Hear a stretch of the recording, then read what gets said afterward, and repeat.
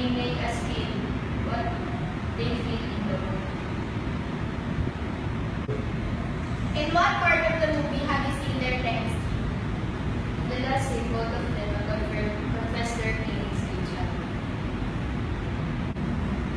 So, Mr. RJ, in which part of the movie have you seen that these two characters shown their connections and emotions with each other? When Nam is about to confess her feelings to Sean feels regret because he wasted so many opportunities. Oh, I agree with your opinion because I already watched this movie. Now, let's talk about the setting. In which part of the movie have you felt that the place is romantic? My favorite part there that gives me a romantic feeling is when Nam and Sean is sitting at the bridge and they're kissing and talking to each other with guns and things.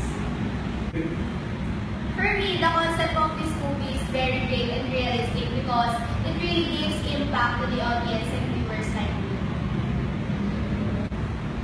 Now, let's hear others' opinion about this movie from our audience. Sure.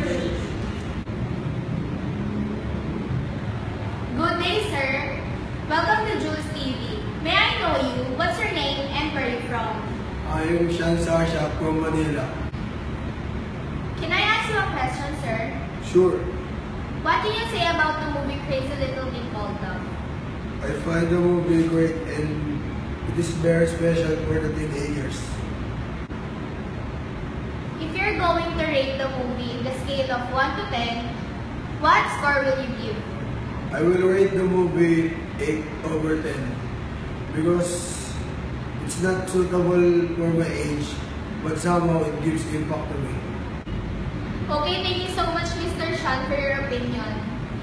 But Jules, there is one thing in this movie that I'm not satisfied. Why? What is it? It is the soundtrack because there are some songs that doesn't fit in some scenes. I observe it too. Also, we cannot understand it because it's from Thai language.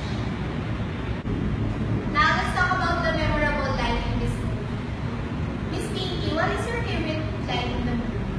My favorite line is the movie when the Sean does those. How about you, Miss Kate?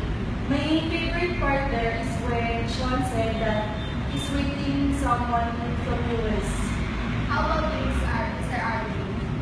My favorite line is when Sean's friend tells him that don't work now for me.